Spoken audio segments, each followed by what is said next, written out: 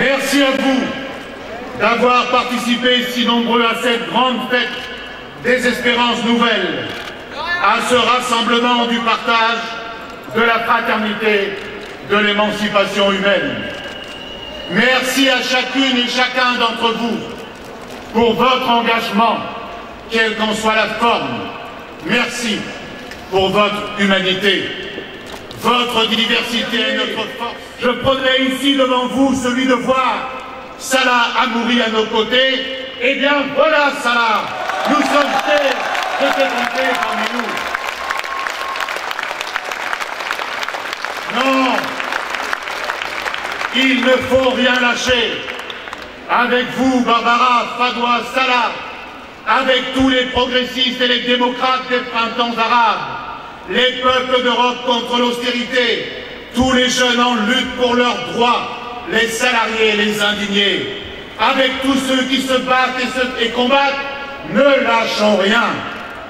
Ces femmes et hommes qui mènent dans les pays arabes depuis des mois, au péril de leur vie, ce formidable combat pour la démocratie, la justice, nous le soutenons. À tous, nous exprimons notre solidarité. La fête, c'est la fraternité et l'amitié entre les peuples. Mais, chers amis, on ne peut détourner le regard de la véritable tragédie en cours en ce moment. En Syrie, le dictateur Bachar el-Assad, pour se maintenir au pouvoir, va jusqu'à massacrer son peuple. Cela suffit, assez de morts. Nous soutenons les forces progressistes qui luttent pour imposer l'arrêt des armes, instaurer la démocratie et la souveraineté du peuple syrien. Les répercussions de ce drame atteignent désormais le Liban, créent de graves tensions avec la Turquie, l'Afghanistan et l'Irak sont à feu et à sang. Entre Israël et l'Iran, la guerre menace. Nous ne pouvons regarder ce champ de guerre sans rien dire, sans rien faire.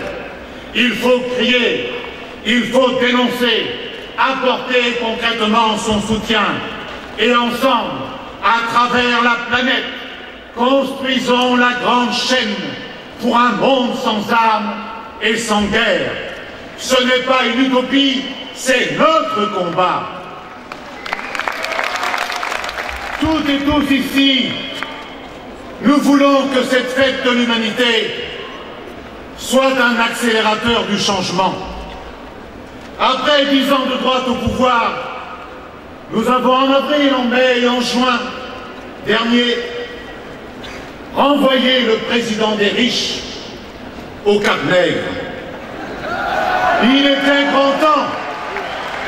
Sa trace, son terrible héritage sont encore là. À l'opposé de certains journaux et de certains commentateurs bien pensants, nous n'écrivons pas et nous ne crions pas « Sarkozy revient ». Non, restez là où vous êtes. Votre règne restera dans l'histoire comme une des périodes les plus sombres qu'ait connu le monde du travail et de la création. À quelques pas d'ici, au Bourget, le candidat François Hollande, avec fougue et conviction, avait stigmatisé la cause principale de cette crise d'une profondeur exceptionnelle. L'ennemi, c'est la finance, avait-il lancé, sous les applaudissements de la foule, mais sous nos applaudissements aussi. Mais ça, c'était avant. Aujourd'hui, le président ne le dit plus. Plus que jamais, nous continuons de penser que cet ennemi invisible doit être mis à la raison. Il lui faut lui limer les dents. Et si c'est nécessaire, lui casser un bras, 2 bras, une jambe, 2 jambes.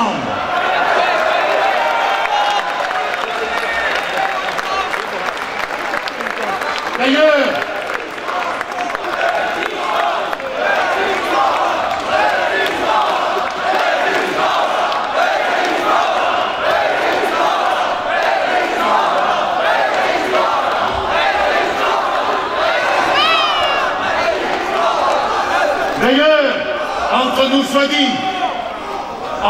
soit dit, c'est cela être de gauche dans le pays de la nuit du 4 août 1789 et de l'abolition des privilèges. Avouez qu'il serait paradoxal qu'un gouvernement socialiste et écologiste tienne plus compte aujourd'hui de ceux qui l'ont combattu que de ceux qui l'ont élu, c'est-à-dire les salariés et les jeunes. Alors oui, ensemble, unissons-nous et mobilisons-nous pour faire entendre notre voix. Mobilisons-nous pour modifier le rapport des forces. Et dans l'immédiat, la gauche doit produire un acte fort, donner un signal net pour le changement du rapport des forces. Elle doit proposer et voter, comme le proposent mes amis du Front de gauche, présidé par André Chassaigne, une loi effaçant toutes les sanctions infligées aux délégués syndicaux dans l'exercice de leur mandat et leur réintégration dans leur poste de travail.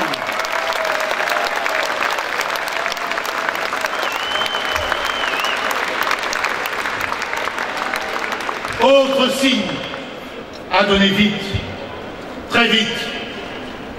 Appliquons réellement l'égalité hommes-femmes au travail.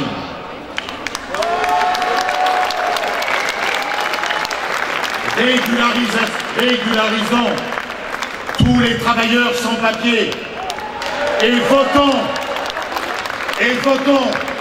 la loi promise pour le droit de vote des étrangers.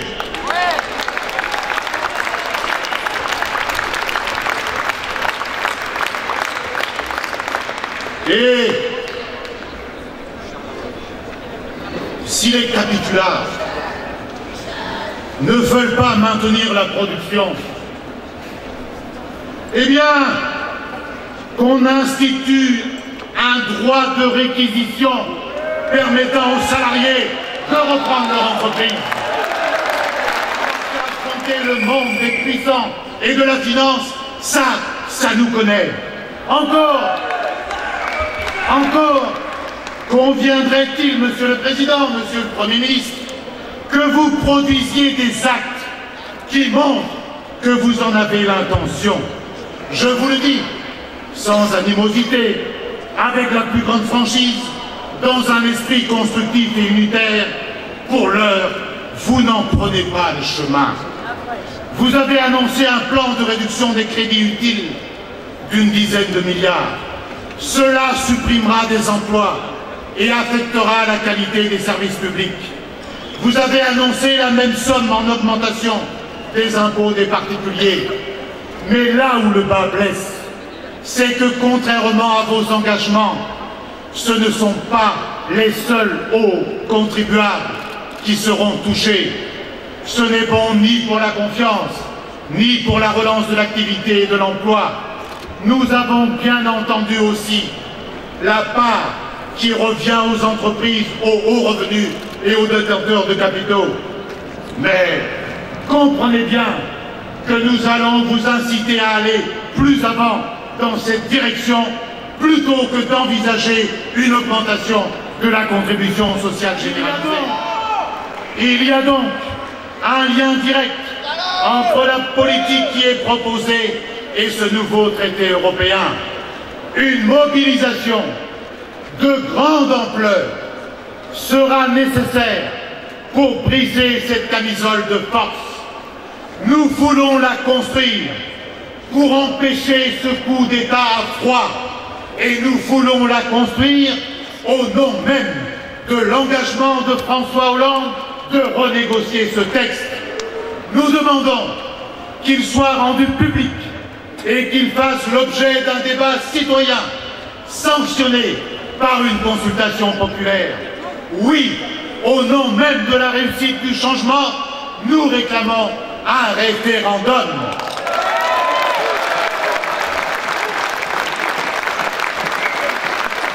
Et dans 15 jours, nous le ferons entendre avec de multiples associations, forces progressistes et syndicales, lors d'une grande marche dans Paris.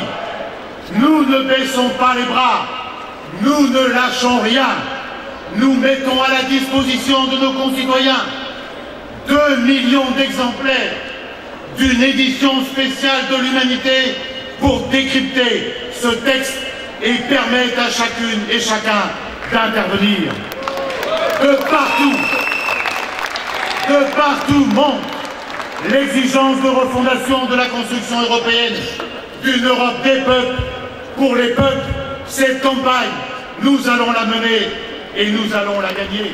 Que du nord au sud, de l'est à l'ouest de la France, nos concitoyens, partout où ils se trouvent, se fassent entendre. Construisons ensemble ce grand front progressiste. Un grand front pour, comme l'a proposé mon ami Pierre Laurent hier sur cette fête, participer à une grande œuvre, la renaissance de la France et de l'Europe. C'est urgent. C'est urgent. Et alors oui, le changement, ce sera maintenant. Quoi de plus efficace, de plus unitaire, de plus fidèle au choix majoritaire des Français? Quoi de plus utile à la gauche tout entière et à l'écologie? Rien. Chers amis, je vous propose que notre séparation soit de courte durée. Dans 15 jours, le 30 septembre, nous nous retrouverons, je l'espère, encore plus nombreux dans cette grande marche de nation à Place d'Italie pour que tous ensemble, tous nos concitoyens obtiennent le droit qui conditionne tous les autres, le droit de choisir leur avenir. Chers amis, on ne lâche rien.